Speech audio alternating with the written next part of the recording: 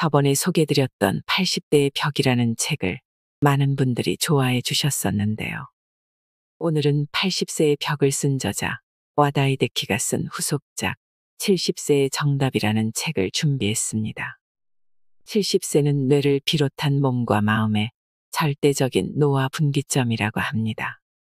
와다 히데키는 우리에게 건강하고 활동적인 30년을 살아갈 것인가, 한순간에 노화되어 힘겨운 30년을 살아갈 것인가 묻습니다. 최고 권위를 자랑하는 노인정신의학 및 임상심리학 전문의인 와다 히데키가 말하는 나이 들수록 외모에 신경 써야 하는 이유와 노화를 늦추는 비결을 함께 들으시겠습니다. 앞으로 다가올 30년의 노화를 늦추는 법. 60대에는 40명 중 1명 정도였다가 80대에는 3명 중 1명꼴로 앓는 이 병은 과연 무엇일까? 바로 인지장애이다. 이처럼 인지장애는 70대에 이르면 갑자기 증가하기 시작해서 80대에는 60대보다 12배나 많아진다. 인지장애가 발생하는 이유는 여러 가지가 있겠지만 30년 남짓 노인정신과 의사로 일한 내 경험을 바탕으로 말하자면 60에서 70대에 어떻게 살았는지와 관련이 깊다. 당연한 얘기지만 열심히 일하고 배우면서 뇌 운동을 게을리하지 않는 삶의 방식이 인지장애를 앓을 확률을 낮추어 준다. 그리하여 본격적인 노인으로 진입하는 관문인 80세의 벽을 수월하게 넘는다면 더 오랫동안 건강하게 살 수 있다. 이 책에는 나의 오랜 의사생활에서 얻은 지식뿐만 아니라 그간 인생에서 배운 지혜도 담겨 있다. 의사로서의 지식과 더불어 회사를 경영하거나 나이 든 부모님을 돌보았던 경험까지 총동원해야 노화라는 인생 최대의 적과 싸우고 70세의 정답에 다다를 수 있기 때문이다. 나의 지식과 경험을 담은 이 책이 당신의 인생을 더욱 긍정적이고 즐겁게 만드는데 보탬이 되길 진심으로 바란다. 제1장 노화를 막고 오래 살기 위한 정답. 콩은 가장 저렴하고 효과적인 영양제. 소고기와 돼지고기에는 트립토판이라는 필수 아미노산이 많이 들어있는데 트립토판은 뇌의 신경 전달 물질을 조절하는 세로토닌의 재료로서 뇌를 활성화하기 때문이다. 그렇다면 고기와 함께 고령자가 꼭 먹어야 할 음식에는 또 어떤 것이 있을까? 우선 대표적인 건강식 나토이다. 나토가 뇌와 몸에 좋다는 견해는 이미 의학 및 영양학 연구자들 사이에서 정설로 통한다.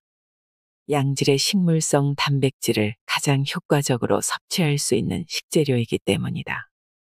게다가 가격도 저렴하고 마트에 가면 손쉽게 구할 수 있다.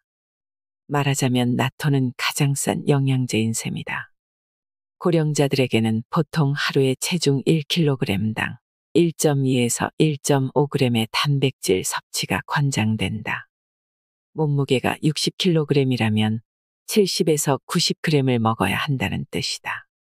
단, 이는 순수한 단백질량을 말하는 것이어서 매일 권장량을 채우기가 만만치 않다.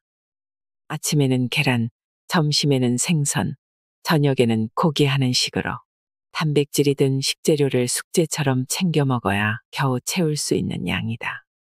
그래서 콩으로 된 나토처럼 손쉽게 구할 수 있는 재료로 만든 음식이 매우 유용하다. 콩은 뇌 건강을 지키는 든든한 지원군이기도 하다. 최근 콩은 뇌를 활성화한다고 해서 브레인 푸드라고도 불린다. 콜레스테롤은 몸에 해롭지 않다. 노후에 건강하게 지내려면 콜레스테롤은 반드시 필요하다. 애초에 콜레스테롤은 인간을 포함한 동물의 몸을 구성하는 지방의 일종이다. 성호르몬과 세포막의 재료로서 생명체에게 없어서는 안 될 주요한 성분이다.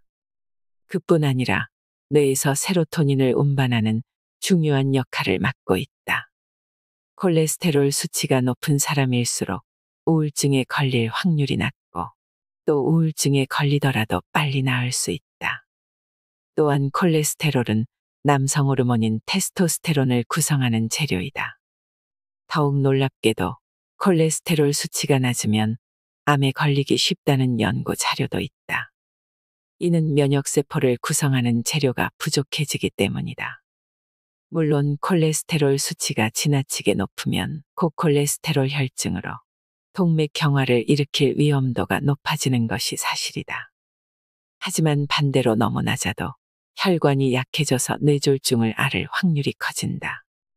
비타민C로 뇌를 튼튼하게. 비타민은 우리 몸을 건강하게 해줄 뿐만 아니라 특히 뇌 건강과 깊은 관련이 있다. 비타민C가 두뇌에 좋은 영향을 미치는 이유는 산화를 막는 항산화 작용에 있다. 뇌세포가 산화되어 손상을 입으면 뇌 전체의 활동이 둔해지고 혈관에서 산화가 진행되어도 뇌에 필요한 산소와 영양분이 원활하게 제공되지 못한다. 그런 까닭에 뇌와 혈관의 산화는 인지장애 환자의 약 70%를 차지하는 알츠하이머형 인지장애를 일으키는 원인 중에 하나가 된다. 그런데 비타민C에는 산화를 막는 힘, 다시 말해 산화작용의 반대말인 환원작용을 하는 능력이 있다. 환원작용으로 산화를 예방해서 뇌세포와 혈관을 지켜주는 것이다. 담배는 혈관을, 술은 전두엽을 수축시킨다. 70세 전후가 되면 술을 절제해서 마셔야 한다. 술은 스트레스를 발산하는 효과가 있지만 기본적으로 뇌에 손상을 입히는 물질이다. 술을 많이 마시면 필름이 끊기는 이유도 뇌에서 기억에 관여하는 해마라는 부위가 마비되기 때문이다. 실제로 알코올 의존증 환자의 뇌를 살펴보면 전두엽과 해마가 위축된 모습을 많이 볼 수 있다. 특히 혼자 술을 마시는 경우가 가장 위험해서 알코올 의존증으로 진행될 가능성이 매우 높다. 담배도 끊는 것이 좋다. 니코틴은 혈관을 수축시켜서 혈액순환에 악영향을 미치고 뇌에 유입되는 혈액량도 감소시킨다. 결국 뇌의 산소가 부족해지면서 기능이 점점 떨어진다. 씹기는 뇌를 활성화한다. 껌을 씹으면 뇌의 혈류량이 증가했는데 특히 기억을 관장하는 해마의 혈류량이 크게 늘어났다.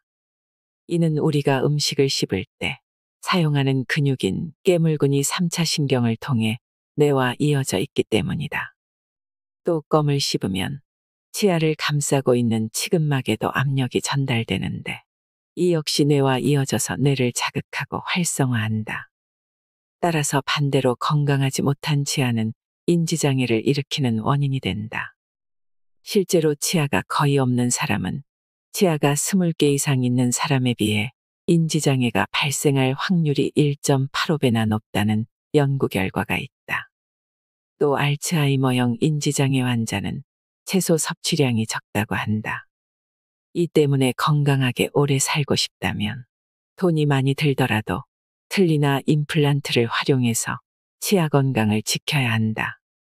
덧붙여서 뇌를 자극하기 위해서는 깨물근을 많이 움직여야 하므로 껌이나 오징어를 자주 씹자.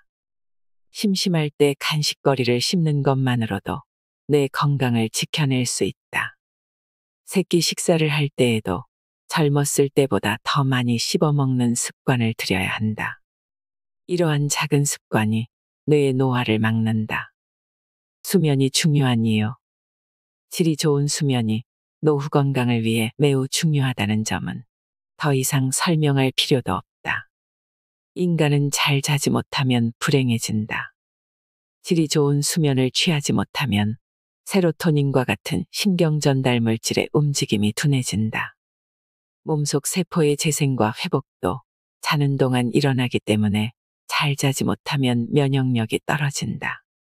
당연히 건강 수명도 줄어든다. 귀가 멀어지면 인지장애와 가까워진다. 흔히 나이를 먹으면 귀가 잘 안 들리게 되는 게 당연하다고 여기는데 청력감퇴는 그리 쉽게 볼 문제가 아니다. 귀가 잘 안 들리면 인지기능이 급격히 떨어지게 되기 때문이다. 청력이 떨어지면 다른 사람과 대화할 일이 줄어든다. 상대방의 이야기를 편안하게 들을 수 없으니 아무래도 누군가와 이야기하기가 꺼려진다. 이러면 사회활동량이 줄어들고 우울감을 자주 느끼며 사회적 고립 상태에 빠지기 쉬워서 인지장애를 겪을 확률이 높아진다. 또 귀가 멀어지면 다른 사람의 말을 듣기 위해 뇌 에너지의 대부분을 청각 처리에 사용하게 되면서 다른 인지 기능들은 상대적으로 점점 쇠퇴해 간다. 임상 경험으로 봐도 70대의 청력이 떨어지면 인지장애가 발병하는 경우가 많았다. 따라서 귀가 잘 안 들린다면 이비인후과에 방문해서 난청의 진행을 늦추는 동시에 주저하지 말고 보청기를 사용해야 한다. 귀 건강을 유지해서 다른 사람과 계속 대화할 수 있다면 인지장애가 발병할 위험도 줄어들게 할 수 있다. 나이 들수록 외모에 신경 써야 하는 이유. 심리치료법 중에 행동을 변화시켜서 감정을 조절하는 행동치료라는 방법이 있다. 이전과는 다른 새로운 경험을 시도하거나 낡은 습관을 바꿔서 마음을 치료하는 방법이다. 이는 6, 70대 노인이 젊어지는 방법으로도 딱 들어맞는다. 기분이 좋지 않을 때 억지로라도 화장을 하고 머리를 다듬으면 마음이 한결 나아진다. 따라서 고령자일수록 외모 관리가 중요하다. 지금까지 만나온 여러 환자들을 보더라도 겉모습이 노인에 가까울수록 감정의 노화가 더욱 성큼성큼 진행되어 결국에는 전신 기능이 쇠약해지는 경우가 많았다. 반대로 노인임에도 외모에 신경을 쓰는 사람은 대체로 건강하다. 내 건강을 위한 4가지 습관. 첫째, 주 2회, 연간 100회, 새로운 경험을 한다. 예를 들면 밖에서 점심 도시락을 살 때 가끔은 늘 가던 가게가 아닌 새로운 가게를 방문한다. 그 외에도 처음 보는 길로 산책을 간다든지 생소한 식물을 데려와 키워보는 등 사소한 첫 경험에 의식적으로 매달려서 도전한다. 우리 뇌는 본 적 없는 것을 보거나 먹어본 적 없는 음식을 맛보면 활발하게 움직이기에 이러한 노력들이 전두엽의 노화를 늦추어 준다. 둘째, 베스트셀러에 관심을 갖는다. 나는 부족하지만 나름 글을 쓰는 사람이기에 지금 어떤 책이 잘 팔리는지를 항상 눈여겨보면서 그 책이 왜 인기가 많은지 생각해 본다. 그것이 인간의 뇌, 특히 정신적 활동의 중추인 전두엽을 단련시키는 훈련이 되기 때문이다. 전두엽은 새로운 정보를 아주 좋아해서 끊임없이 새로운 지식과 경험을 대하다 보면 전두엽의 움직임이 매우 활발해진다. 셋째, 나이보다 젊고 건강해 보이는 사람을 따라한다. 사람은 결국 사람에게서 가장 큰 영향을 받는다.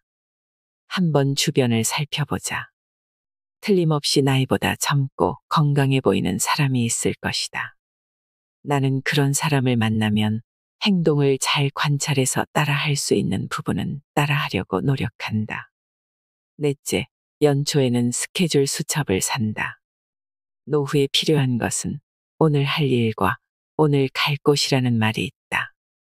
매일 해야 할 일과 가야 할 곳을 정해서 스케줄 수첩에 적는 습관을 들이면 노후를 긍정적으로 보낼 수 있다.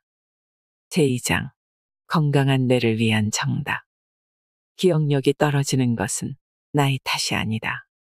고령자가 근육을 사용하지 않으면 순식간에 근력이 떨어지는 비사용 증후군이 발생한다. 이는 뇌도 마찬가지여서 머리를 쓰지 않고 살면 뇌는 점점 퇴화한다.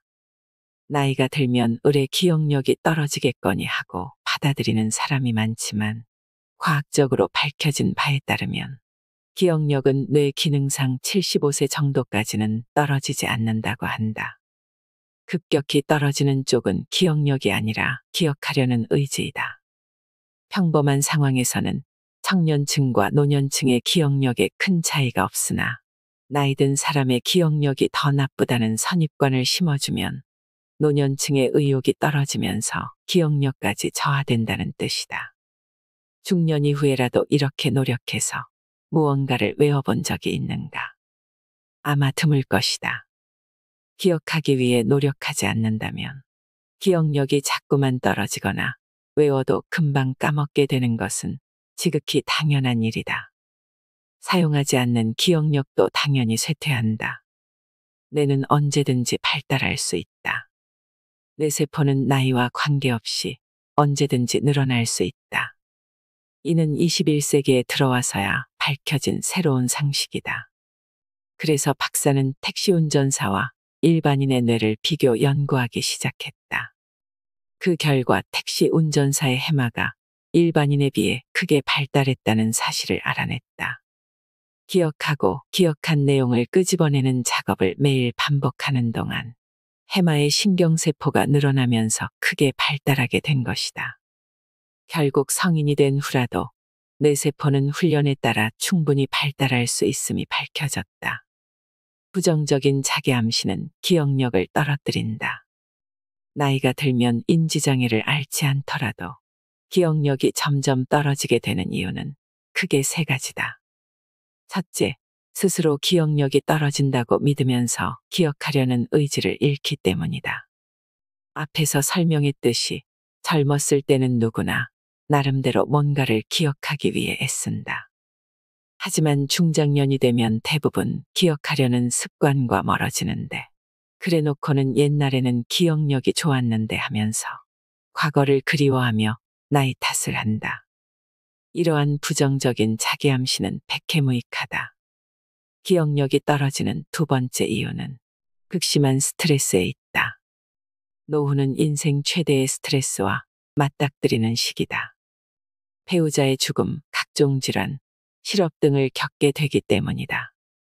특히 사랑하는 아내를 잃은 고령의 남성이 한순간에 기억이 흐릿해지는 경우를 나는 여러 번 보았다. 인생 최대의 스트레스로 해마가 큰 손상을 입었을 확률이 높다고 생각한다. 노후의 기억력이 떨어지는 마지막 이유는 생물학적 변화 때문이다. 중년 이후에는 남성 호르몬이 감소하는데 이것이 기억력 저하와 관계 있다는 사실은 의외로 모르는 사람이 많다.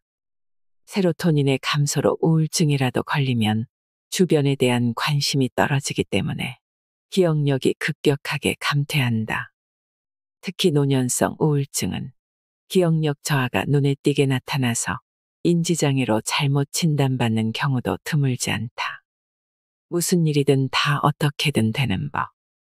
어떻게든 되겠지는 이제 곧 노후를 맞이하는 사람에게도 딱 필요한 말이다. 나이를 먹을수록 긍정적으로 생각하고자 노력하면 자연스럽게 머리도 휙휙 돌아간다. 그 이유 중 하나는 긍정적 사고가 도파민 분비량을 늘려주기 때문이다. 어차피 잘 안 될 거라든지 나한테는 어려운 일이라고 부정적으로 생각하면 도파민은 분비되지 않는다. 도파민 분비를 늘리고 머리를 잘 돌아가게 하려면 일단 어떻게든 되겠지라는 긍정적인 사고를 습관화해야 한다. 제3장 스트레스와 우울함을 이기기 위한 정답. 불안감을 잠재우려면 불안과 분노를 가라앉히는 가장 간단한 방법은 심호흡이다. 뇌에 산소를 충분히 전달하면 편도의 흥분이 가라앉아 교감신경이 안정화된다. 심호흡을 하는 방법은 간단하다. 스스로 불안하다고 느꼈을 때 크게 기지개를 켜면서 눈을 감는다. 그 다음 천천히 깊게 숨을 들이마신 뒤 다시 천천히 내뱉는다. 호흡에만 의식을 집중해서 가능한 한 아무 생각도 하지 않는 것이 포인트이다. 이렇게 여러 번 심호흡을 반복하면 마음이 차분해진다. 가장 효과적인 방법은 좋아하는 음식을 먹으면 된다. 다들 경험적으로 알고 있겠지만 사람은 좋아하는 음식을 먹으면서 동시에 화를 낼 수는 없다. 노후의 건강을 챙긴다면서 먹고 싶은 음식을 참으면 오히려 뇌와 정신 건강에 부정적인 영향을 미친다. 혈압이 높아서 나트륨이 많은 음식을 피한다거나 콜레스테롤 수치가 걱정되어 맛있는 음식을 거부하는 행위는 오히려 뇌와 정신 건강을 해친다. 무엇이든 정도의 문제로 적절한 균형이 중요하다. 피곤하다면 물과 단백질을 보충하자. 나이를 먹으면 젊을 때보다 쉽게 지치는 만큼 되도록 피곤해지지 않으려면 어떻게 해야 하는지 알아두어야 한다. 우선 피로는 보통 두 가지가 부족할 때 일어난다. 첫째는 수분 부족이다. 인간의 몸은 60% 이상이 물로 이루어져 있어 수분이 부족하면 쉽게 피로해진다. 다음으로 중요한 성분은 단백질이다. 단백질이 부족하면 피곤함을 계속 느껴서 몸이 회복되지 않는다. 고기 섭취는 그만큼 중요하다. 2주간 집에 있으면 7년치 근육이 사라진다. 75세 이상이 2주간 움직이지 않으면 7년간 움직이면서 쌓아왔던 근육이 사라진다는 연구 결과도 있다.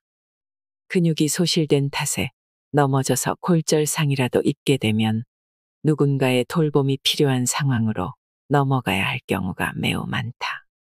또 고령자가 운동량이 부족하면 식욕이 떨어져서 영양 부족 상태에 빠질 위험이 크다. 영양이 부족하게 되면 몸과 마음의 컨디션이 떨어지고 이런 상태에서 바이러스에 감염되면 중증으로 나아갈 우려가 크다. 결국 단 하루만 집에 있어도 건강 수명이 단축된다고 봐야 한다. 제4장 화목한 가정을 위한 정답. 아내에게 혼자만의 시간을 선물한다. 첫째, 점심은 자급자족할 것. 우선 점심은 알아서 해결하자. 매일 남편의 점심을 챙겨야 한다면 아내는 낮에 외출할 수 없어서 큰 스트레스를 받게 된다. 옛날과 달리 요즘에는 편의점이나 마트에 가면 무엇이든지 골라 먹을 수 있다.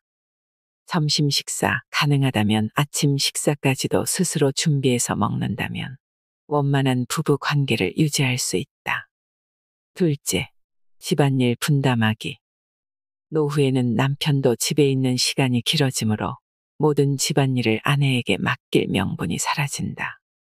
특별한 기술이 필요하지 않은 일이라면 남편이 맡아서 하는 편이 서로에게 공평하다. 쓰레기 버리기, 빨래 널기와 개기, 화장실과 방 청소 같은 것 정도는 몇 번만 해보면 금방 할 수 있다. 오늘부터라도 시작해보자. 셋째, 아내가 어디 가는지 묻지 않기. 아내의 사생활은 간섭하지 말자. 당연한 말이지만 아내를 졸졸 따라다녀서도 안 된다. 늙어가는 남편도 힘들다. 은퇴 후에는 남편도 지친다. 알다시피 남성의 평균 수명은 여성보다 짧다. 게다가 대부분의 경우 남편이 아내보다 나이가 많은 편이므로 더 먼저 늙기 시작한다. 60대 이후에는 남성 호르몬이 급감해서 몸과 마음의 변화가 찾아오고 성인병에 걸려서 육체적으로 힘들어지기도 한다. 또 노인성 우울증의 초기 증상을 보이는 사람도 생긴다. 은퇴를 맞이한 남편들도 여러 가지로 고달프다는 말이다. 그러니 노후의 부부는 서로를 지켜주는 돌봄이라는 마음가짐으로 힘들 때마다 함께 도우며 지내야 한다. 어른 2명이 한 지붕 아래에서 생활하려면 하루에 몇 시간 동안은 얼굴을 마주하지 않는 거리두기가 필요할 수밖에 없다. 게다가 작은 일이라도 하면 노후 자금에 대한 걱정도 덜 수 있다. 그래도 힘들다면 혼자 사는 것도 방법이다. 아무리 노력해도 이 사람과는 도저히 같이 살 수 없겠다 싶으면 이혼하고 새로운 인생을 사는 것도 방법이다. 아직 살아가야 할 인생은 많이 남아있다. 한 집에서 몸만 같이 살 뿐 마음은 이혼한 상태와 다름없다거나 남들 앞에서만 사이가 좋은 척 연기하면서 불쾌한 마음을 담아둔 채 부부관계를 유지한다면 몸과 마음에 안 좋은 영향만 끼칠 뿐이다. 정신과 의사로서 이처럼 마음을 망가뜨리면서 지내는 사람들을 많이 보아왔다. 한 번 부부의 연을 맺으면 죽을 때까지 함께해야 한다는 생각은 요즘 시대와는 맞지 않다. 이제 와서 새로운 삶을 살 수는 없다 하는 두려움에서 벗어나 보는 것도 노후를 살아가는 방법이다. 부부 사이가 좋지 않다면 한번 이렇게 자문해보자. 내가 이 사람의 기저귀를 갈아줄 수 있을까? 그 정도는 해줄 수 있다면 지금은 사이가 조금 나쁘더라도 계속 부부 생활을 이어가도 좋을 것 같다. 하지만 절대 불가능하다고 생각한다면 황혼이혼을 고려해보자. 자녀와는 적당한 거리를 유지한다.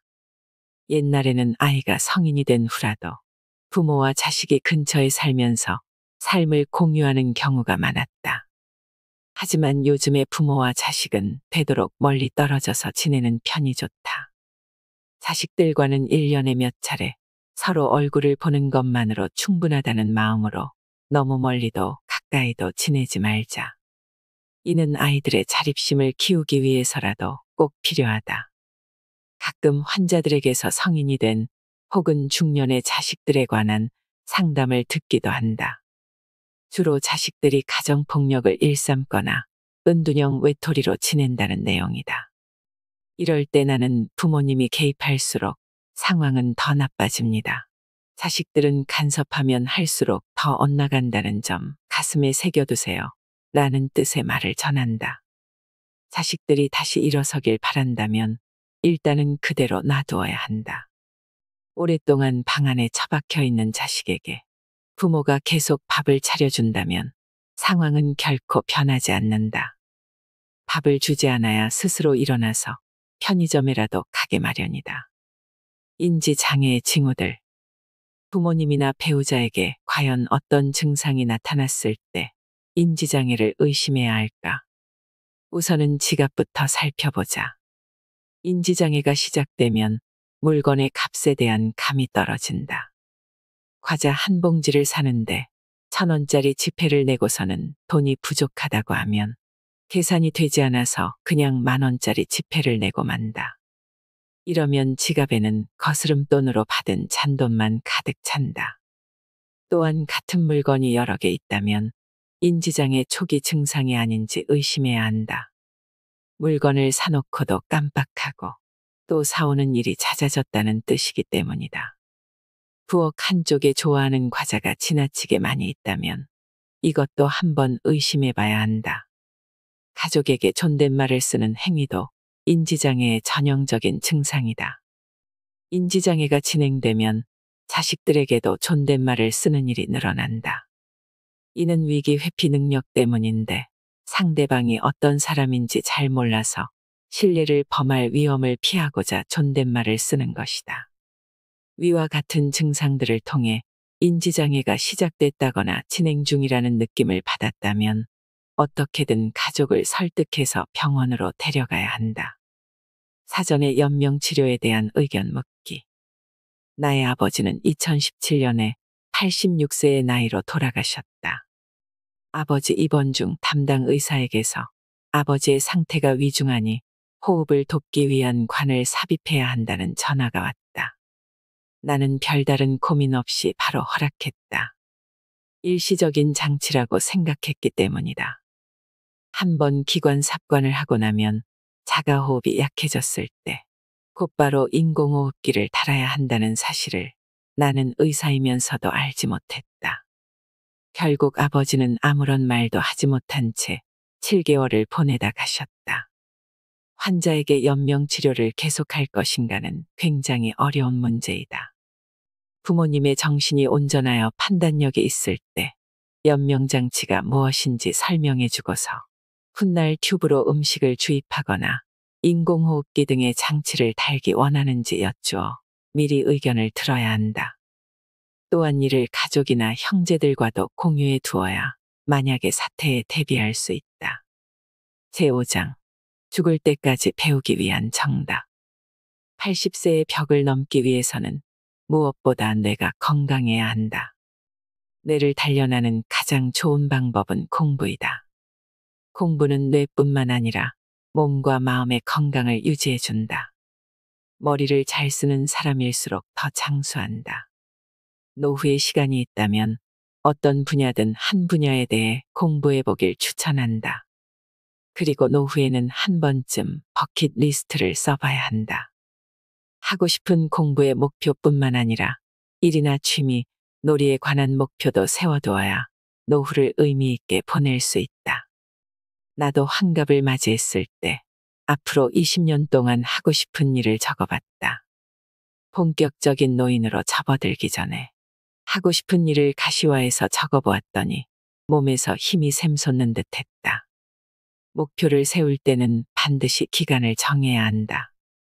구체적인 계획을 잡고 나면 의욕도 올라가게 된다. 게다가 날짜에 맞춰 계획을 세우고 실현하는 방법을 찾는 일은 전두엽을 단련하는 데도 효과적이다. 평균 수명이 늘어나면서 우리는 퇴직 후 남은 인생이 20년을 넘어 30년에 가까워졌습니다. 여생이라 부르기에도 민망한 긴 시간이지요. 정년을 맞이한 60세라는 나이는 차라리 새로운 인생이 시작되는 나이라고 봐야 합니다. 노후에 우리에게 주어진 시간이 얼마나 되는지 아시나요? 식사나 수면, 목욕 등 일상생활에 필요한 시간을 빼고 나면 하루에 10시간 정도가 남고 60세부터 20년 동안으로 계산해도 7만 3천 시간이라는 자유시간이 주어지게 됩니다. 현재 20세에서 60세까지의 노동시간이 40년 동안 7만 6천 시간이라는 점을 감안하면 젊은 시절 일했던 시간만큼 자유시간이 또다시 생기게 되는 것입니다. 우리 노후에는 여전히 많은 시간이 남아 있습니다. 무의미하게 흘려보내기에는 너무 아까운 지금입니다.